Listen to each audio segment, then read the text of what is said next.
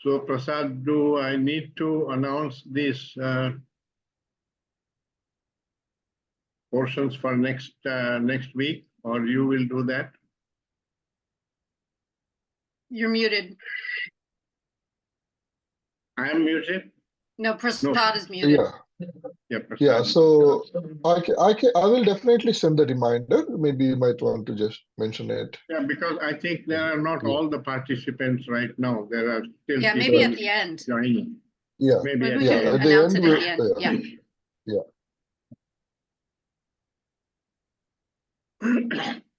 So let me start with the first chapter on the understanding of sorrow.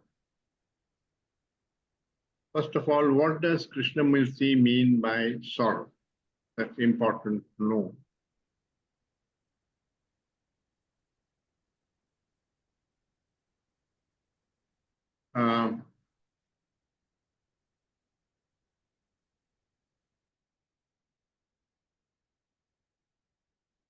It's not pain. Pain is biological.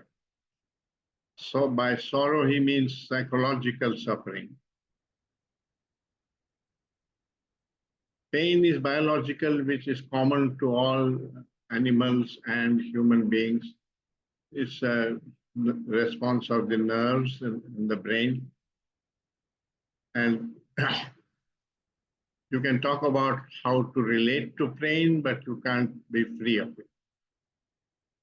But psychological suffering is something that our own mind creates, and one can learn not to create it, in which case one is free from that. So that is part of self-knowledge, how to free the mind of psychological suffering. But even the psychological suffering has two components to it. One is personal sorrow, the sorrow of loss or hurt or insult and so on. And or non-fulfillment of your desire, etc. And the other is the sorrow of compassion. You don't want to get rid of the sorrow of compassion. That is part of sensitivity. We feel sorrow when we see another human being suffering. Like when you see the people in Gaza suffering, your heart melts. That is part of sensitivity. It's part of love. And we don't want to get rid of that. So it's basically, Krishnamurti is talking about the psychological suffering which is created by our own thinking. And in that, one needs to distinguish between what is sentimental and what is actual. Sentimental comes out of all kinds of sentiments which become part of our conditioning. Like in India, people have a sentiment about the cow or about the temple. And if somebody speaks against it, then it hurts people. So that's, their sentiments are hurt. So that is a different phenomenon, different kind of suffering, but psychological. And the other is the non-fulfillment of your desire or your ambition.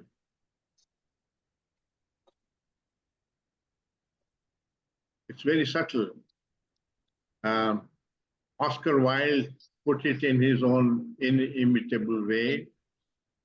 He said there are two great tragedies in life. One is not to get your heart's desire. And the other is to get it. So you have to understand that not getting your heart's desire is a feeling of frustration. That's a sorrow. But he says it's also tragedy if you get the fulfillment of your desire.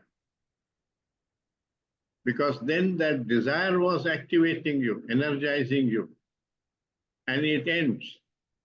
So you go into a stagnant state of low energy, which is called boredom, and that is another tragedy. So that's what I understand him to be saying. So all this is part of psychological suffering, which we go through because we don't understand what is the right relationship with desire. And Krishna discusses that a little later, so it will come up in our discussion. So he makes several points. One, that humanity has lived with psychological suffering for thousands of years. And that has damaged his brain, damaged the brain, because there is memory of that. And that produces a sort of pressure on the mind, which distorts the mind. So it's important to understand whether one can free oneself of that distortion. Because so long as there is that pressure and distortion, you can't learn because your learning is affected by that. That's the same as saying that your conditioning interferes with your perception, and therefore you can't perceive the truth. So can one be free of it? That's a question. And that requires this wisdom, which is coming from self-knowledge or the understanding of oneself. Not through the intellect, not through reading books and so on or psychology, not as knowledge, but through observing oneself choicelessly, like a scientist observes a phenomenon, merely in order to understand what is going on. And that is why choiceless awareness of one's own consciousness is essential for self-knowledge, which brings wisdom. And it's wisdom that frees you. He says we have become very intellectual through our education and so on, and very good at analyzing things, but all this cleverness is a form of worldliness. And our thoughts make us feel that we understand when we have not understood. Because real understanding is when you perceive what is false and it ends. It's not just an intellectual agreement with a particular statement. So truth is at the level of perception and not at the level of ideation or of a logical conclusion. Otherwise, the professor of Buddhist philosophy should be the same as the Buddha. He is not. His consciousness has greed and ambition and conflict and everything else like what our consciousness has. But he has a lot of words and thoughts in his mind regarding the Buddha's teaching. So knowledge does not take you there. Knowledge doesn't bring wisdom. I think I quoted once before a short poem that distinguishes between knowledge and wisdom, but I think it bears repetition so that we give our attention to what it is saying. It says, knowledge and wisdom, far from being one, oft times have no connection. Knowledge dwells in minds, replete with the thoughts of others. Wisdom in those attentive to their own. Knowledge is proud that it knows so much. Wisdom is humble that it knows no more. That's a partial but succinct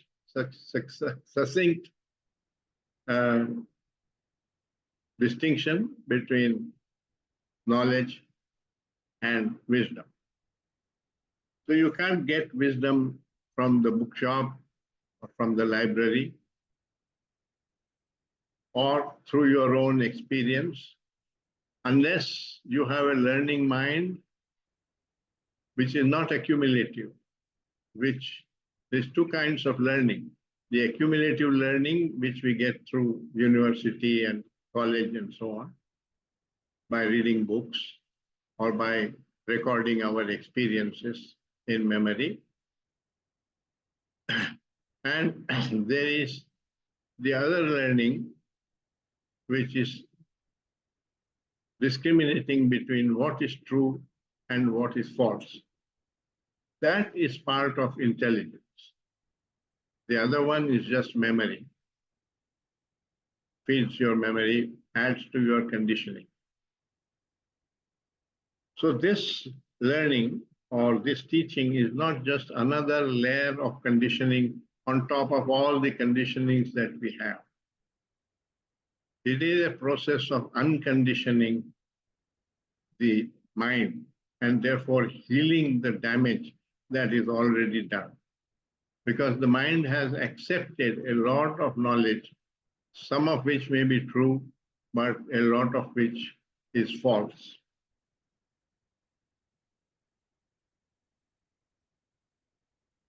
And humility is essential for self-knowing.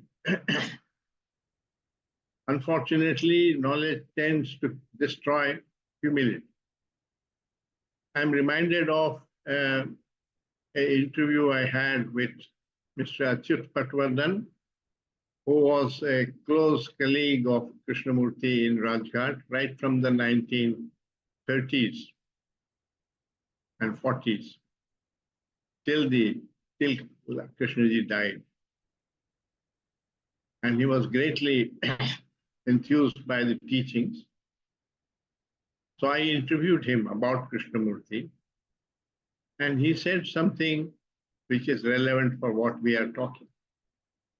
He said, Krishna, I have been a good public speaker, but nobody knows how many tears I have shed, wishing that I did not have this facility with words. Because words make us feel that we have understood when we have not understood. So that deceptiveness of knowledge, that it can give you an answer which is only an intellectual answer and therefore not the truth, a superficial response to the question. If it is accepted, it kills the question and therefore destroys inquiry before it can proceed to the perception of the truth.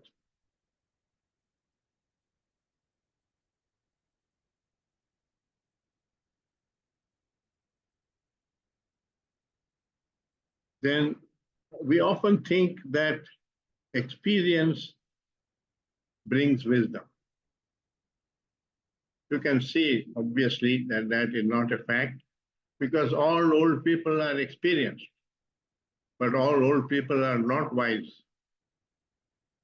Many are very cynical, highly prejudiced, strongly attached to their conditioning and boasting about it, and so on. So wisdom doesn't come from experience. One finds that people, even religious people, tend to seek more and more experience, whether experience of daily life or experience that is transcendental, of some vision, of some thing they dream of, and so on. And that is often considered occult perception and so on. But Krishna denies all that. That is also all experience. It doesn't lead to truth or to virtue.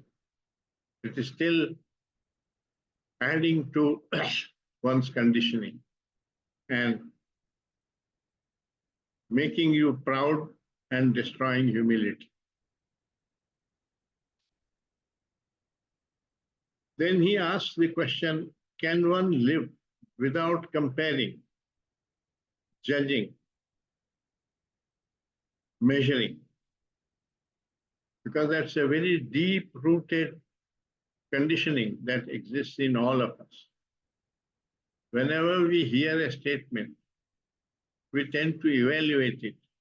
We tend to measure the person who is saying it, rather than go into exploring the meaning of what is being said. And that again blocks self-knowledge, that blocks the capacity for perception. Because you are measuring and judging from a conditioned mind that won't free you of the condition. In fact, it adds to your condition. You often tend to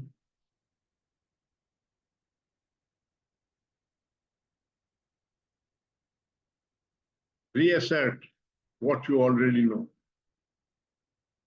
So it's not new knowledge or new perception. For instance, if a person is already a racist and dislikes blacks, and he's going in a train, I mean, this is not Krishnamurti's example, I am saying this on my own, how I understand it. And he finds that there is a black man in the compartment who is very well behaved, cultured and nice, kind. His mind looking at him says, oh, there are always exceptions. So nothing changes in his belief.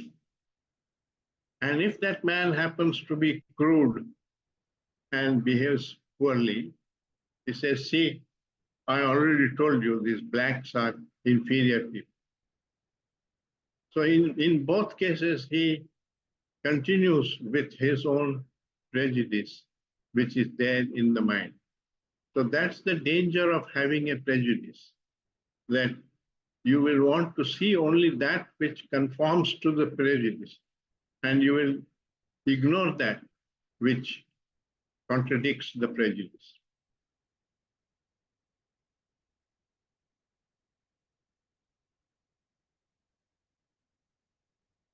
Then he says, comparison and judgment create desire, because through comparison, you feel that, oh, he has some delight which I don't have. He has some pleasure which I have. And it creates a desire to have that in you. One can even approach Krishnamurti's teaching that way, that, oh, Krishnamurti has something which I don't have, and I want to get that.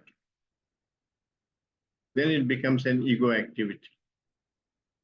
So one has to understand one's relationship with desire. That's part of self-knowledge. It's not that desire is wrong. Desire is part of life. But what is our right relationship with desire? If you insist on the fulfillment of that desire, it creates problems. If you hold that desire like a wish, and if it can't be fulfilled, you let go. If it can be fulfilled, you have no objection to fulfilling it. So you neither resist nor indulge in it. Then there is no problem. Then you are free from desire, although you are going through experiencing desire. So freedom from desire is not absence of desire. It is the wisdom to know how to relate with desire, the right relationship with desire, what Krishnamurti calls the art of living.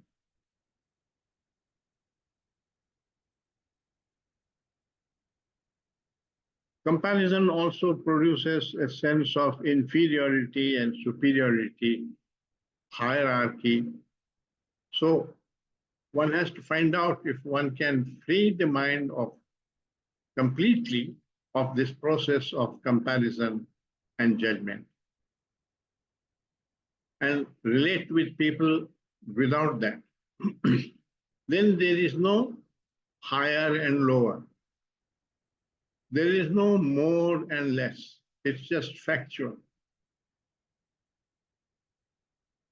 So like and dislike is created by this kind of approach, which measures and compares, that produces like and dislike or judges. And that creates divisions and condemnation or adulation of somebody, all of which are just one's own doing, of one's own conditioning. So you have to understand that by watching it in your daily life. Fulfillment of a desire does not bring happiness. That's an important thing to remember.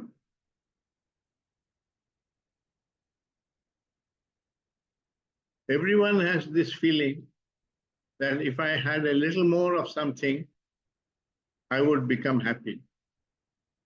The student taking the exam feels that if he can do a higher grade in his exam, he will become happy.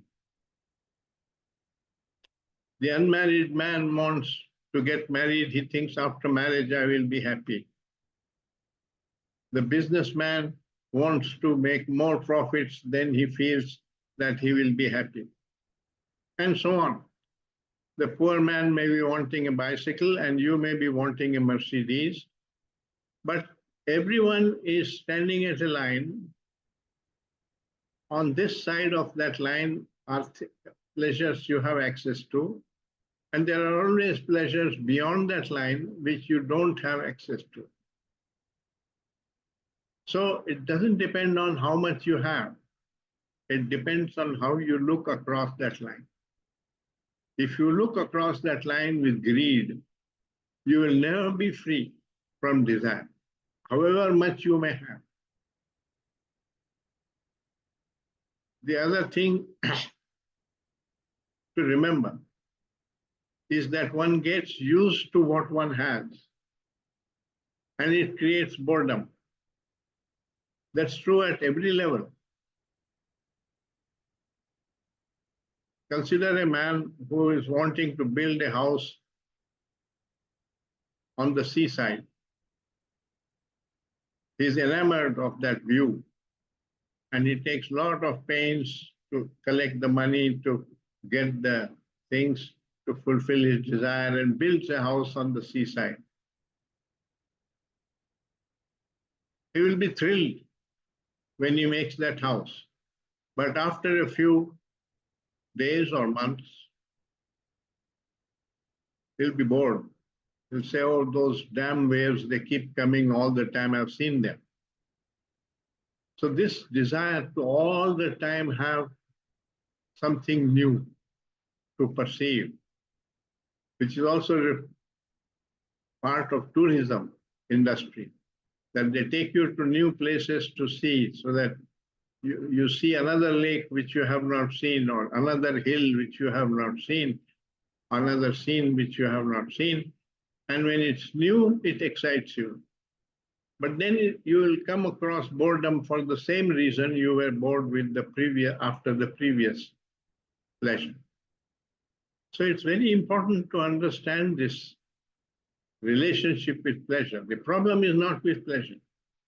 The problem is with this constant demand for more pleasure, which is part of greed, part of the ego. So all that is part of the art of living, which is part of wisdom. It's only wisdom that brings this. Otherwise, if you say desire is wrong, or you say desire is fulfillment or desire is everything in life, both statements are false. To put desire in its right place, that requires wisdom, that requires self-knowledge. And that's true of sex, that's true of money, that's true of everything in our life. It has a right place and it has a wrong place, depending on what importance you attach to it. So one has to learn that through actual watching, paying attention.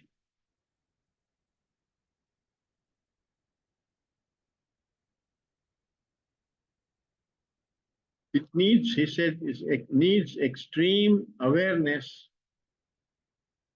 in order to be free of this process, because otherwise you get trapped in it. And similarly, the desire for praise and the fear of insult, they are two sides of the same coin. Both are psychological. You have an image of yourself, you're proud of your image as a good man, and somebody criticizes you, that image is hurt. So the hurt comes out of holding this kind of image and wanting to propagate it or enhance it.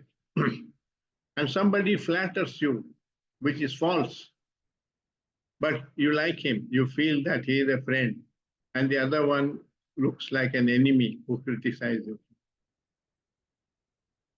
So it divides people into friends and enemies. That's all psychological. So if you are very aware of this whole process, you can free yourself of both praise and the desire for praise and the fear of insult. To such an extent that if somebody insults you, you are aware that he is insulting, but you don't feel insulted, because there is no image about yourself which you are defending.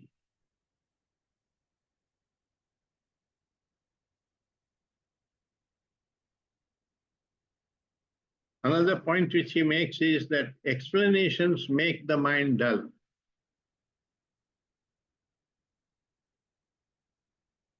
Often we think that explanations will make us wiser. They can, provided you don't take them as answers, but as questions to be explored further. As I said in a previous talk, there are no answers to questions at a deep level. There is only refinement of a question. You can pose that question in a more different way, a more refined way. We took the analogy of the pole of the pole vaulter being used to raise himself up, but he has to leave that pole in order to go to the other side. So knowledge and reason and analysis are like that. They can refine the question, but if you hold on to them, they can't take you to the truth. So again, you have to know what is the right relationship with analysis and knowledge and reason. Not that you should do away with knowledge and reason and analysis. They have a role in our life. So finding out the right place of that is part of it. Then he makes a point about joy and pleasure. That when you see a beautiful sight, it produces a joy. And that joy is intrinsic to the activity. There is great beauty in every activity, provided you have the sensitivity to perceive it. And the perception of that activity is the joy that you experience. But the desire to maximize that joy, the desire to hold on to it, to repeat it, creates the sense of pleasure. And that is connected with desire and ambition, which are ego processes. We said that in our list that joy plus ego makes for pleasure and addiction and so on. Finally, he talks about the fear of death, that we have learned to escape from sorrow. And we escape from the fear of death through the belief in reincarnation. The idea that I will come back again, though with a different body. Not that this is true or it is false, that we don't know. We don't know because those who have died cannot tell us what they have experienced, and those who have not died have not experienced. So it's impossible to know, impossible to have that perception. It may be a fact or it may not be a fact, but the imagination of that fact is being used to escape from fear. And that means you don't confront fear, you don't come in contact with it. And learning requires coming in contact with something. So our own mind blocks our learning. And it's important to realize that.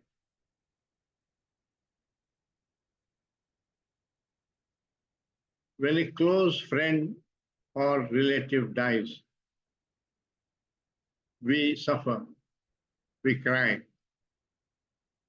And Krishnaji asks, are we crying for our loss, or are we really shedding tears of compassion for that human being, concerned about what he went through and feeling concerned and care of that person?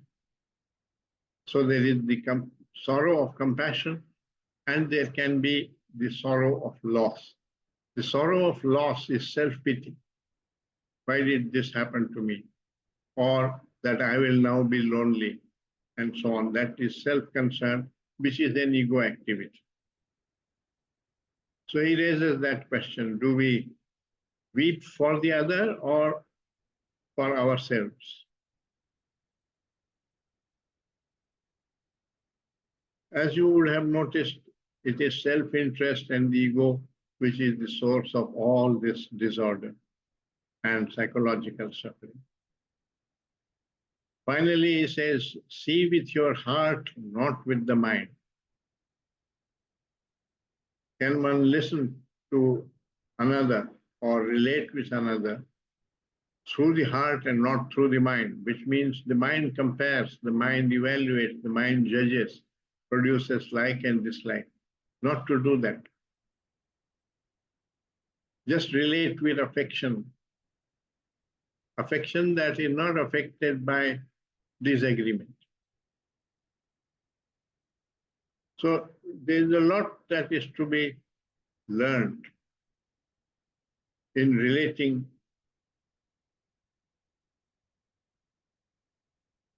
He says finally that one needs to have an innocent mind, because the mind is corrupted with all this conditioning and the pressures of ambition and so on. And such a mind cannot perceive the truth. So one needs to free oneself of these pressures through self-knowledge in order to come upon a mind which is innocent, like the mind of a child. So the sage is childlike. The mind of the real sage is childlike. If the mind can become innocent, then it will learn from all experience. That is then a requirement for learning. It's the same as earlier he had said that freedom is at the beginning of this quest, not at the end. It's not an aim of this quest. that brings me to the end of this chapter on sorrow. And I go now to the next chapter, which takes us into even deeper waters. Chapter on the light of compassion. Here he says, we need a radical transformation in consciousness. That means one is approaching life with self-interest as the main motivation. And not to approach life with self-interest is a major transformation at the level of consciousness. You're still relating with everything, but not with a begging bowl, not always asking something for oneself in return of that friendship or that love or that relationship. Not only with people, but also with rivers and mountains and forests and so on. Because if a man values the river only for the water and the electricity that one receives from it, or values a tree because of the fruit that it gives, then he is like a businessman, evaluating everything in terms of what gain I can get from it. So the ego is essentially a beggar. It's always asking something for oneself in relationship. And that corrupts. That is the same. We said that earlier, that self-interest and ego is corruption. That blocks compassion. Because compassion is there when self-interest is not dominating in your consciousness. You can't create compassion through sentiment. Compassion is inherently there in our consciousness. That's an important thing to know. That love and compassion, nature has put that capacity for love and capacity for compassion in our consciousness. You can see that. You can see that you don't always relate with people only with the motive of receiving something for oneself. Then it's a relationship of true friendship or of love. And similarly, if you see someone suffering, someone coming on a bicycle falls down, you get immediately a feeling of helping him to get up. There is no motive. It's not that he will help me when I fall and so on. It's none of those. Maybe a stranger. Still you feel that. So that's the natural capacity for compassion, which nature has imbued in us. And if it is not active, it is because the mind is having a lot of fear. You find that when there is an accident and somebody is suffering on the roadside, you get the desire to help him. But the mind says, take care. If you go there, you will get involved in the court case about the accident and so on. And there will be a lot of nuisance you will suffer. And so the self-interest overtakes, destroys the feeling of compassion, and you ignore and you go. At the most, you make a phone call to the police to do what they should be doing. So the natural tendency in us is to go and help that person.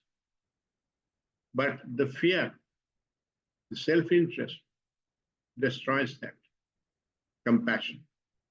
So that's an example of how compassion, instead of flowering in our consciousness, is inhibited by self-interest or the ego. So he says what is required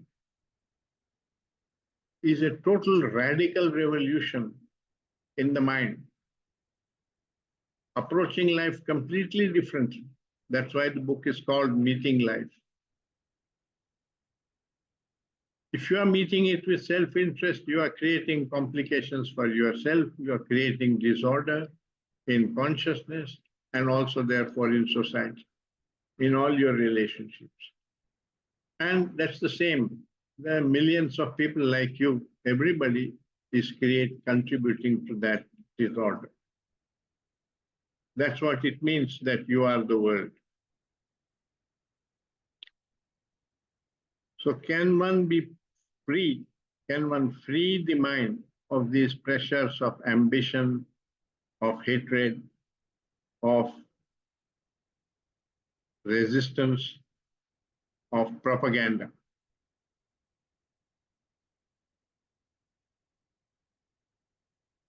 And of course, will and desire, all of which pressurize the mind. You can see that right now in a man like Netanyahu. He's very concerned about 30 or 40 Israelis who are captured by Hamas. But he's not concerned about millions of Palestinians who are suffering. And so the mind divides that these are my people and those are not my people. This whole process leads to war, leads to cruelty, leads to genocide, violence, and all that is caused by excessive ego. Now, the only way to get rid of all these pressures in the mind is to become aware of them. All of us have these pressures, not only Netanyahu. It may be manifesting in a bigger way in him than what has happened in us, in our life. But it's not a question of the magnitude of the manifestation. It's the question of the source at the level of the consciousness. And that is the same for him and for us. The only way to free ourselves of this, to regenerate the mind, is through choiceless awareness, looking at this whole process without judging, without comparing, without condemning, just looking at it, seeing what it is with a witness consciousness. Can you look at yourself with a witness consciousness? Like a scientist looks at a phenomenon just to understand the phenomenon. That's what is required for understanding oneself. But if one brings in all kinds of judgments and from one's previous conditioning, then you are contributing to the pressure in the mind from which you want to be free. Therefore, it's rather subtle. It talks about the art of listening, the art of observing, and the art of living, art of learning, which is the same as the art of living.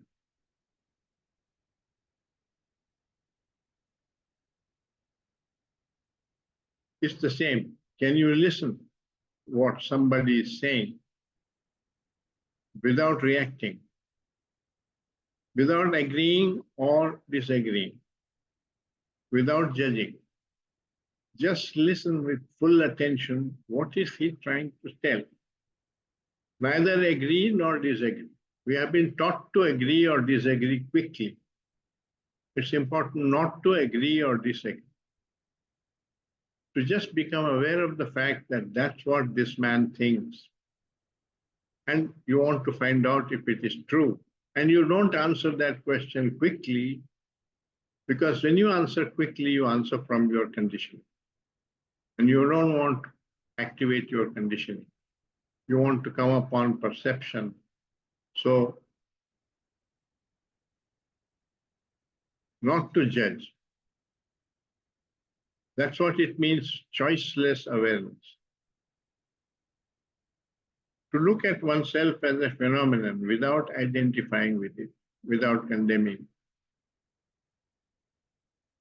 That makes you more intimately knowledgeable at the level of perception with one's own consciousness, with oneself. And that is what is self-knowing.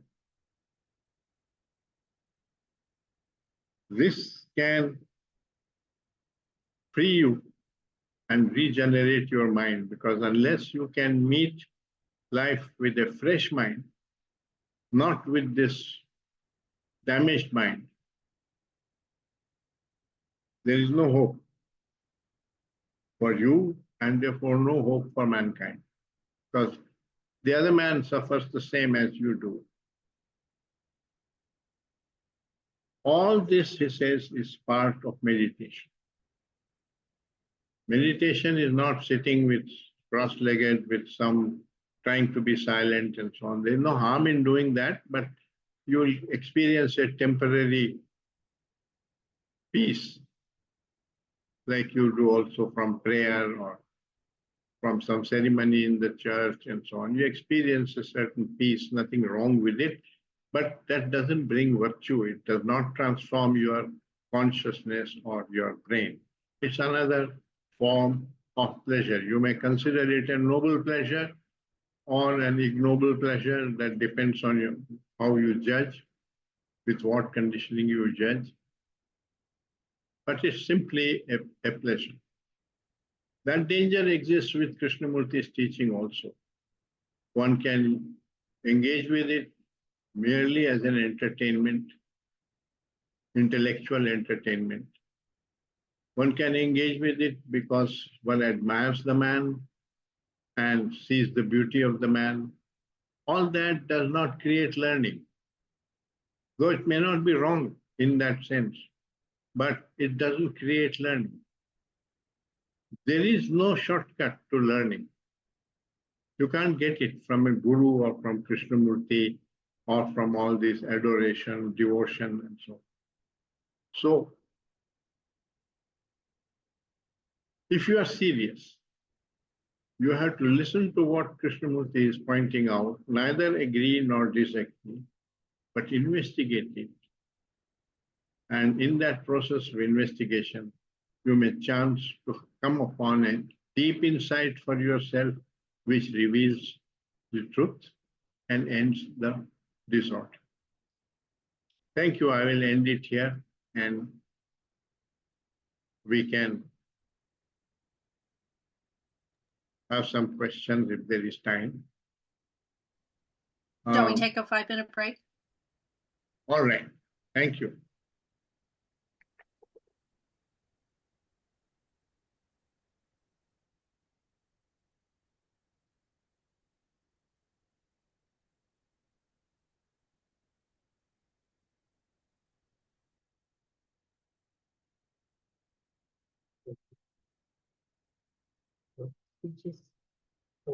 Questions, Angela?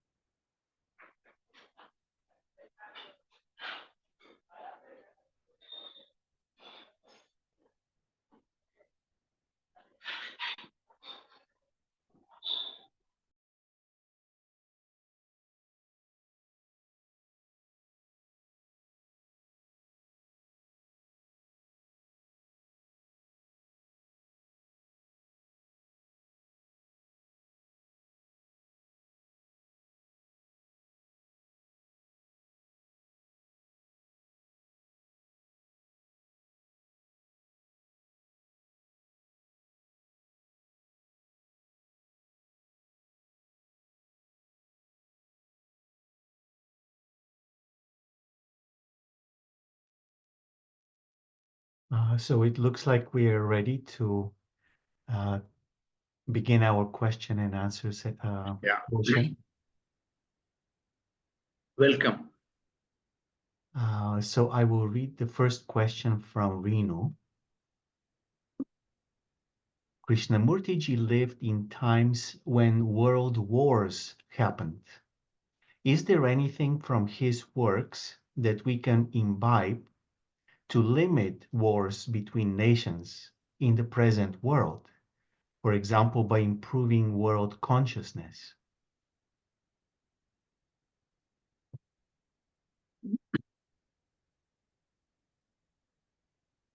Krishnamurti does not separate the world consciousness from our own consciousness.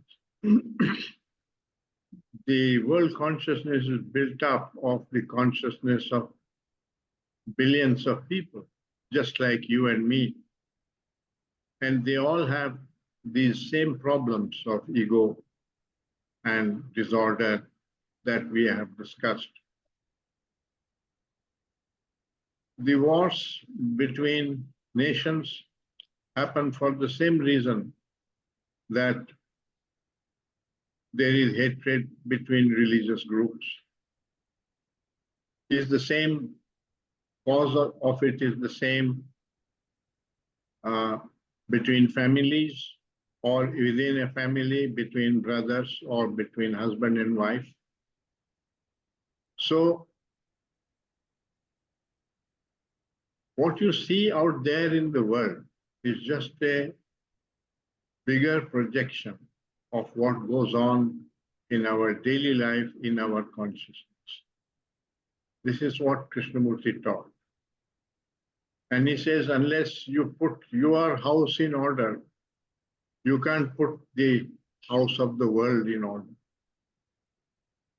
Because there are 7 billion egos, and how are you going to organize them into a peaceful society? Which doesn't mean you mustn't try what the United Nations and so on are doing, but see that how limited it is. It goes to a certain point. You can get certain amount of goodness through conditioning. Good conditioning is better than bad conditioning, no doubt, socially. But all conditioning is a problem for the reasons we have just discussed. So nobody says that you should not try to be non-violent, or you should love your neighbor and so on. Of course you should, but you won't be able to. It's not something that you can decide to do. And that lack of love is also the cause of the war that is going on in Gaza right now. The Israelis and the Palestinians, they hate each other without realizing that they are the same human beings. Their mind has created this division, saying the other people are different from me and they are enemies, they are worse. So one has to look into this whole thing of how the mind defines who are we and who are they. How do you draw that line between we and they? If you draw it just around yourself, you are taken up with self-interest. Nothing else matters. Hitler drew it between Nazis and others. Nazis were a different breed for him. And he could torture and kill Jews without feeling a thing, with this ideology that Nazis are superior and will create a better world. You can draw it around whole of humanity, and then you destroy the environment, you destroy the animals and the trees, and that creates the environmental havoc. So wherever you draw this line, identify yourself with a fragment and leave the rest. It produces disaster. Is it possible not to draw a circle? If you don't draw a circle, there is no center. You create the center by drawing the circle. And that circle is this division between the me and the mine and the other. So that's the root cause of wars. And you can't end that war without transforming this human consciousness. You can't transform the consciousness of Netanyahu, but you can transform your consciousness, perhaps, if you pay attention and if you learn. But that's a big if. People are not learning.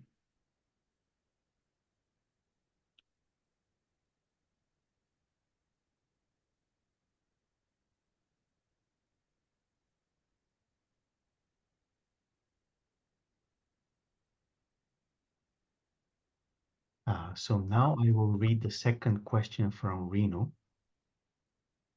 Are J. Krishnamurti's works only on internal human conflicts with just the people encountered in the immediate environment and groups in one's lifespan?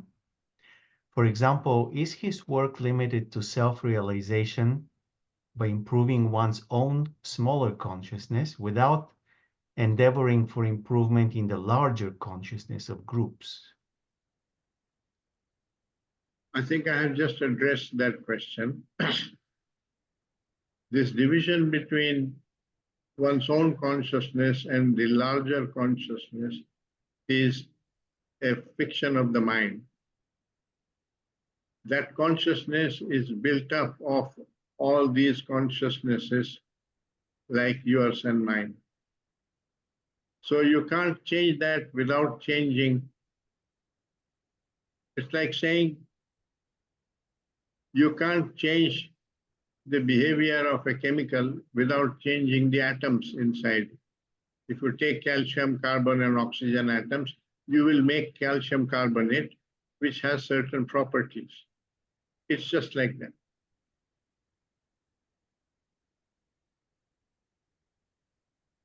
Given the kind of human beings that we have become, there is no hope. We are going toward disaster, and there is almost no way to prevent that disaster. It's not just me and my sentiments that are saying this, or Krishnamurti saying this. Scientists are now saying this. I quoted earlier the book by Martin Rees entitled Our Final Century. Now, Martin Rees was president of the Royal Society of London, and he's one of the top cosmologists living today in the world. Extremely rational mind, highly respected, intellectual, scientist. And he says, he gives evidence, scientific reasons why we are not likely to survive this century. So it's a very real situation. Whatever man has touched has turned into disaster. Religions have turned into disaster. Science has contributed to disaster. Our greed and control of environment and exploitation of nature has created ecological disaster. All that is because of this ego process in man. So unless we transform, the world is not going to transform in any significant way. Of course, you can build still faster planes, You can build still better cars. You might bring in AI or another Google type of Google, and so on, have more knowledge, but that's not going to solve all these major problems that we are facing. Face the fact that whatever war was going on in time of the Mahabharata, which is probably 5,000 years ago, those same people are still there. There is an Arjuna, there is a Shakuni, there is a Duryodhana, and there is a Yudhishthira in the world today. So nothing has changed. Human beings have not changed. Only our knowledge has changed, our power has changed, and the manifestation of our greed and our violence has increased thousandfold. And we call it progress. We call that intelligence. It is not intelligence. Krishnamurti says, there is no intelligence without compassion. And we have just discussed what compassion is and how one can come to compassion. Without compassion, there is no intelligence. So what is going on in Gaza is lack of intelligence, lack of wisdom. Due to that, it is going on. If you don't solve this problem of wisdom, there is no way you can solve this structurally. The communists have tried, the Marxists have tried, the religious people have tried, the scientists have tried, the economists have tried, the legal people have tried, the United Nations has tried, and the results are before us. It's all failed, no? In spite of that, we are still killing each other, having these devastating wars. What will you do now, which has not already been tried? Nothing. The only thing which has not seriously been tried is this transformation of consciousness. I'm not saying it's easy. Life is not easy. But if we don't learn this, we are sure to end in greater catastrophe and greater disasters. Sorry if that sounds negative, but I'm neither being optimistic nor pessimistic. I'm just being realistic. I'm a scientist. I believe in being realistic.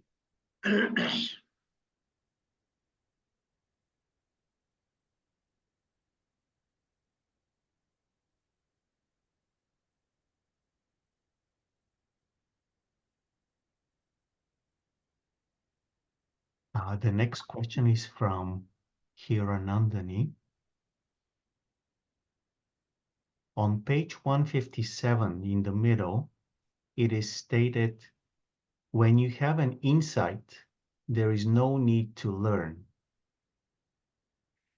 And now there is a larger question with 5 parts, and maybe I can read all of them and then I can repeat any of them if needed.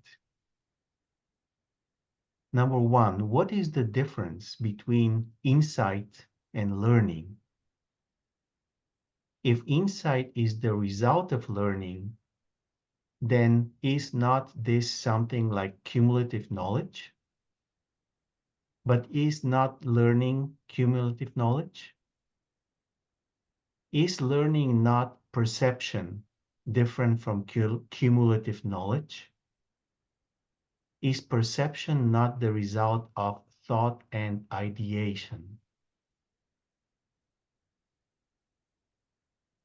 Yes, perception is not the result of thought and ideation.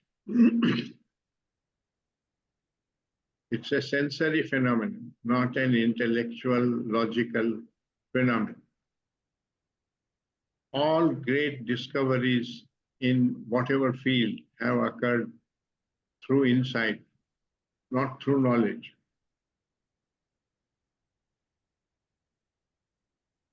I'm familiar with physics, so I take the example of Einstein. All he knew was he was trained in classical physics where space and time were considered to be separate entities. Space as something containing a huge vessel containing everything else, and time as something that perpetually goes on at a constant rate, irrespective of what takes place or does not take place in the universe. That's what was in the training of knowledge of Einstein. It was also not in his perception that space and time could interact with each other and change each other. So it was not in one's perception because one never encountered speeds close to light. But there were a number of things that were not fitting in, and he knew that something is wrong in our understanding somewhere. So he knew that we don't know, and he was wondering what it could be. In such a situation, a scientist knows that the assumptions with which one has started may be at fault. One of that assumptions was that space and time are independent of each other. Now, it needed a deep insight, not logical insight, a deep insight which needed freedom from the known.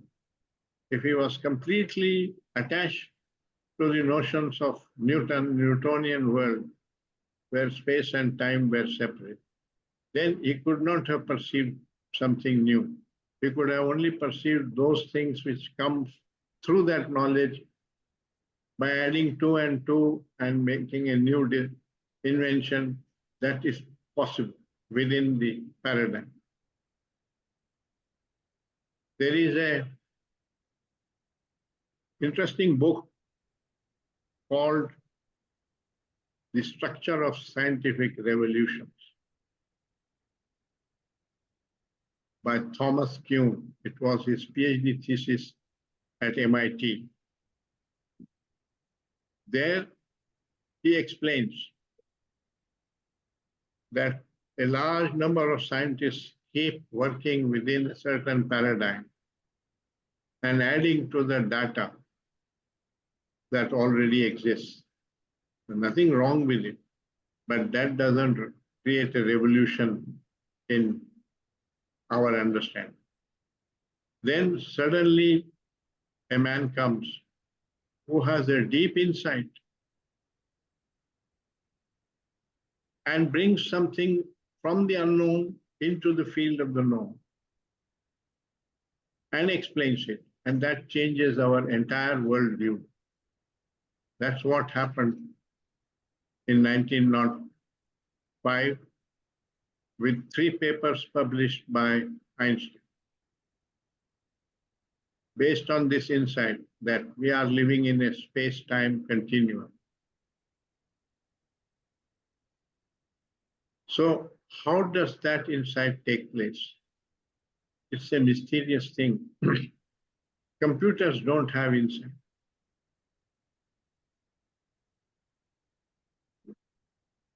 Only a human consciousness has insight. It is this capacity of making a foray into the unknown and picking up something from there and bringing it into the field of the known. Also in the field of art, in the field of music, in the field of literature, this is true. So there are deep insights which go beyond the known, but require freedom from the known. And that is what Krishnamurti is talking about. The truth is the unknown. Known is part of the conditioning, part of the tradition. You have to go beyond that in order to come upon something totally different. If you are attached to that, as scientists were for 2000 years, from the time of Aristotle till the time of Newton, there was very little progress. They used to just quote Aristotle as an authority and accept that as the answer. And the progress of science was stunted. It is with Copernicus that the change happened for the first time, where he said, the world doesn't revolve around the earth. It's the earth that is revolving around the sun. That was the deep insight. Of course, there were experimental facts and so on, which corroborated. But the insight into a fresh model of the solar system was a deep insight. It was the unknown. What was known at that time was different. For a long time, for thousands of years, man believed that the earth is flat because it looks flat. It requires a lot of work and questioning and finally discovery that it is really a sphere of very large radius going around the sun. So there have been insights in science, and there have been insights in the field of religion.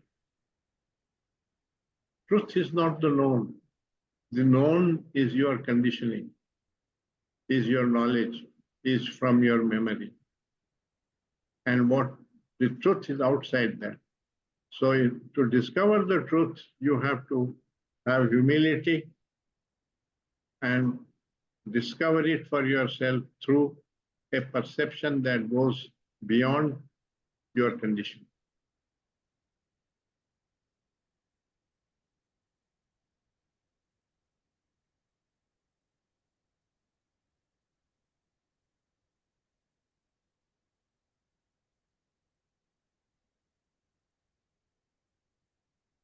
Thank you, Professor. I will now ask a question that's quite related to that from Narendranath Vasudev. Is conditioning the same as programming? Yes, it is. It's the same as programming of the brain.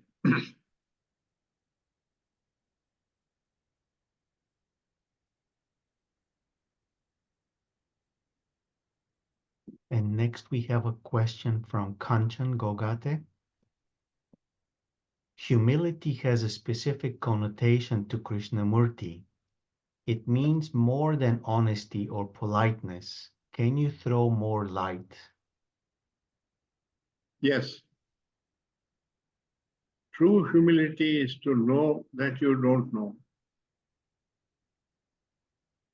Therefore, you don't assert what is there in your memory or the known as the truth. And you have a healthy doubt. It is good to be skeptical, to have doubt about what you think. Not doubt as suspicion, but doubt that arises from knowing that you don't know, that there is much more to things than what you know. I recall a conversation in Shakespeare's, I don't remember whether it was in Hamlet or, yeah, perhaps in Hamlet, where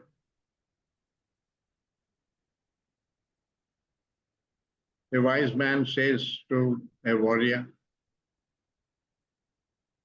Horatio, there is more between the sky and the earth than what your philosophy knows of. That's essentially the statement that there is much more to know. Otherwise, what is the research that we are doing? Right now, for example, scientists are taken up with the fact that we don't know what is dark matter and dark energy. All that we know is about 5% of the total matter in the universe, which emits light and which interacts with light. But 95% of the matter does not emit light and does not interact with light.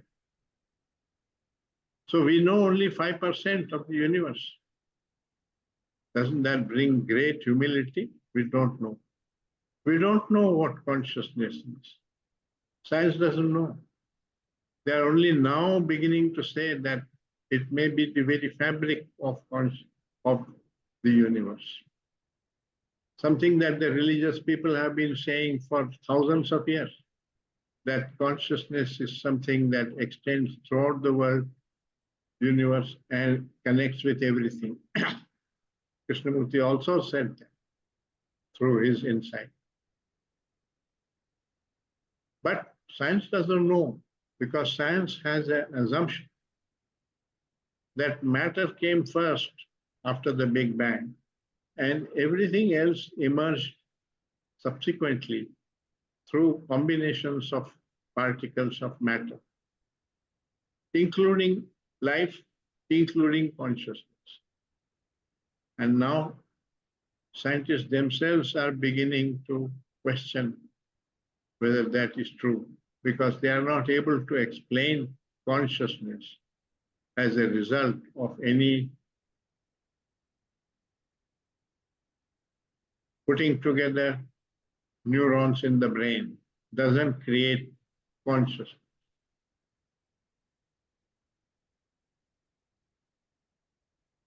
You can study the brain waves. You can explain what is going on in the brain, but the subjective experience of what color is, or what this feeling of love is,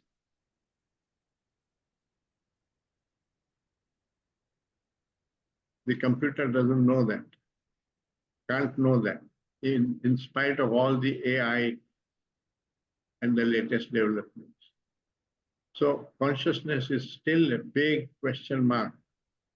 The scientist has it and is using it to do his science, but his science is unable to tell what he is using. This is in the last 4 or 5 years that scientists are coming up with theories that there is a universal consciousness which connects with all the brains and so on, something which the religious people had been saying. I can send you the reference to it, these papers. They have appeared in the last 2 or 3 years in journals of neuroscience, and also in Scientific American and Popular Mechanics and so on.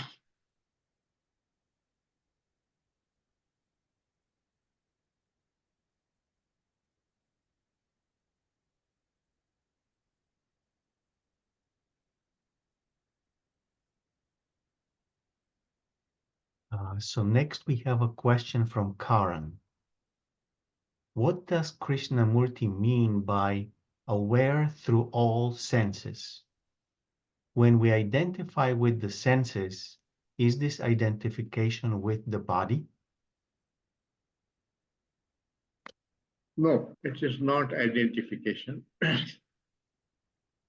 The senses are something factually present, originating with nature, not through our thoughts. Our thoughts are creating memory, and that memory contains all the conditioning also. But our senses, our awareness is not created by thinking.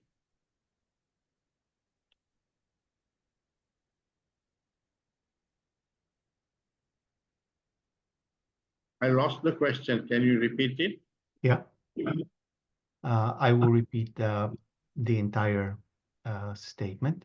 What does Krishnamurti mean by aware through all senses?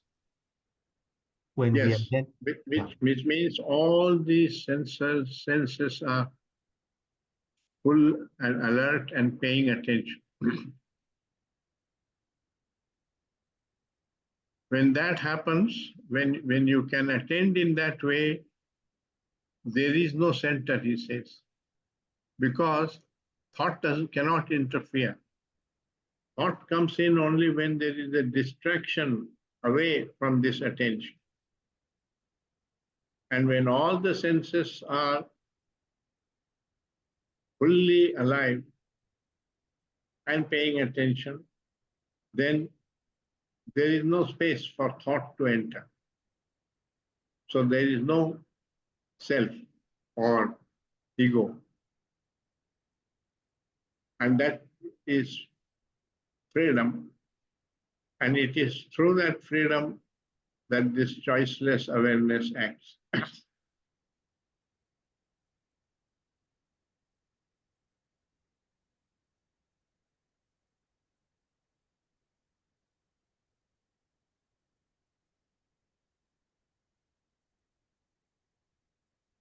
And now possibly this might be the last question, we will see. It's a question from Urmi Kapdi. Kay once asked the audience in his talk, do you know that there is time beyond time? The talk ended there. Please, can you explain?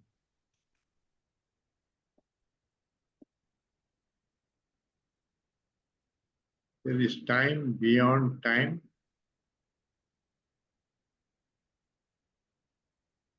I can tell you what I know. I don't know whether that's what he meant by that statement. There is chronological time, which is what the scientists time. And there is psychological time as becoming that I am this, I shall become that next year. That brings in a sense of time being used to achieve an end. And that kind of psychological time is the ego.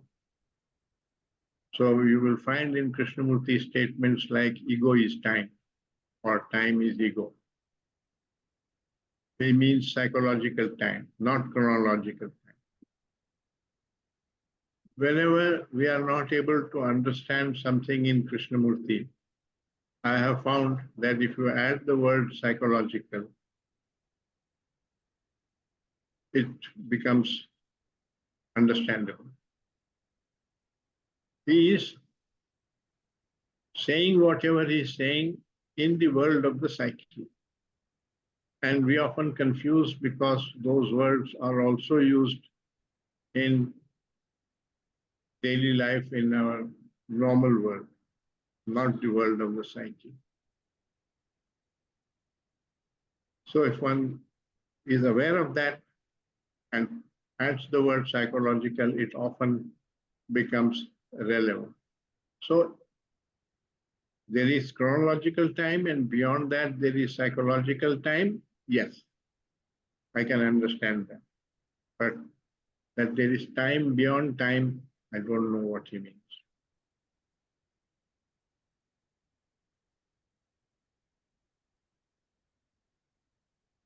So now I would like to turn it over to you, Professor, if you would like to say something more, and also to Prasad for any additional comments.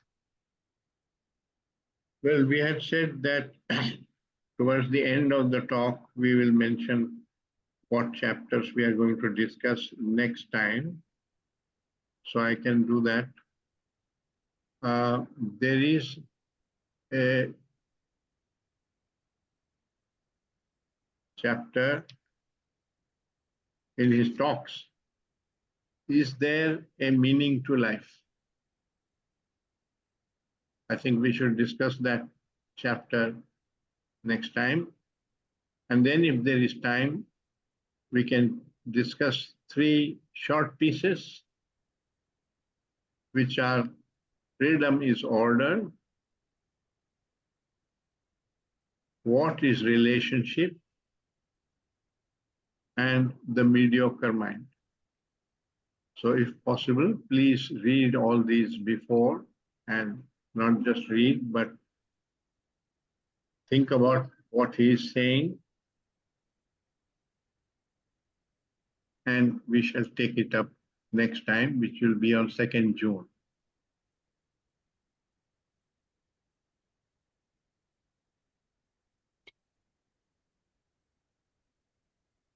Thank you very much, Professor Krishna. And Most welcome. thank you, Krasimir. I think we reached the end of the session. So we'll see you all next week. Bye now. Bye. Thank you Thank you, very everyone. much. Thank you, Professor Mhm. Krishna. You're welcome. Thank you.